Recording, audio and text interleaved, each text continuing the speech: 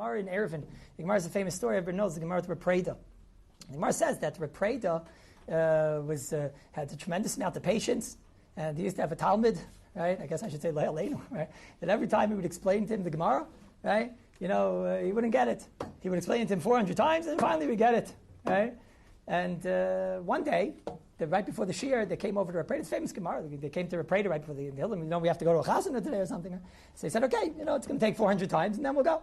So he's the Eila Mitzias Shalah. No, okay. Eila Mitzias Shalachem. No. Eila Mitzias Shalanu. He's looking at his clock already, right? Eila Mitzias. Now he's supposed to say Shalai, right? Eila Mitzias Shlema. He says, what happened? 400 times. He's supposed to get it by now. He says, what can I do? The Chevra came to you right before the Shir, and they said, we're going to leave early today. Not early, but we're going to leave. So the whole time I was waiting for them to come, I couldn't concentrate. Hashtakai Mar. Hashtakai Mar. Mar is going to get up. I kept feeling like, I'm running out of time, He's about to the Rebbe's going to get up, the Rebbe's going to leave. So I couldn't concentrate. Right? So the Gemara says that, he heard that, and he said, okay, I'm not going anywhere. The famous Gemara, the Gemara says that he taught it him another 400 times. The Baskel came from Shemayim. Do you want, I still say Lo Aleinu, but the Baskel came out from Shemayim, and the Baskel said, do you want the schus of Rabbi Chasyamim, do you want the schus of taking your whole door to Olam Haba, such shavlonis of does, and he got both. Right? The Hashtakai Mar, I said this last year, it's still true today, but the Hashtakai Mar of the world that we live in is the phone. It's the phone, right? He comes into a Beis Medrash, even if it's on vibrate or whatever, the stat, right? Or the little ping or whatever that comes on, right? So then he's never there because there's always something there. Something's going on. There's always there. And he's never in the Beis Medrash. This is what I spoke about. It's a terrible thing. It's a terrible thing. This is what I said. I said, you have people that for the last, I don't know how many years, never walked inside a Beis Medrash. Never went to davening in their life. They never davened because you can't daven when every single second, Hashtakai Mar, and that's that.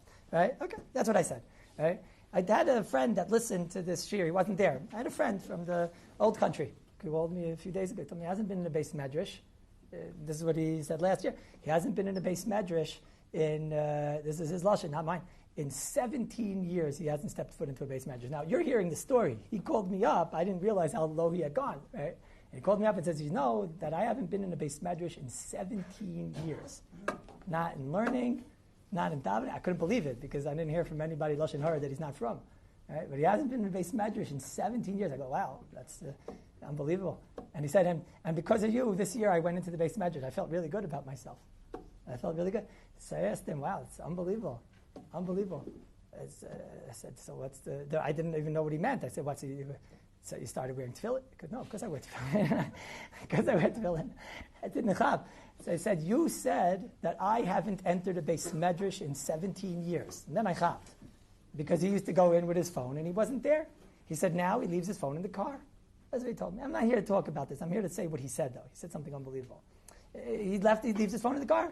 I asked him, Taka, everybody I tell this to, they tell me, no, they can't leave the phone in the car and whatever. What if there's an emergency? What if there's, he said, there's enough people in the shul that they don't, for the emergencies.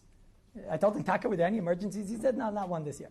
There's nothing of such dire importance that had to get him out of the Beis Medrash, and there's enough Vice Satzala members inside the Beis Medrash with phones that it's not going to be an issue. That's what he said.